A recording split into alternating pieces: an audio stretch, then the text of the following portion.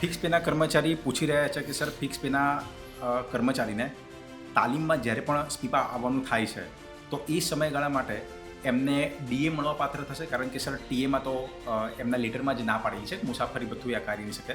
મિત્રો, કોઈ પણ કર્મચારી મુખ્ય મથકની બહાર જાય એટલે એને રહેવા જમવાનો અને ત્યાં જવાનો ભાડાનો વધારાનો ખર્ચ થાય છે. એને પહોંચી વળવા માટે સરકાર એને ટીએડીએ આપે છે.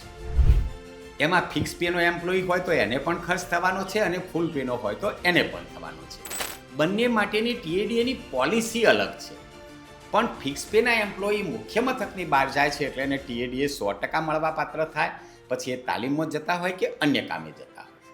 એક પ્રી સર્વિસ તાલીમ ચાલતી હોય છે અને એક રિફ્રેશર કોર્સિસ ચાલતા હોય છે.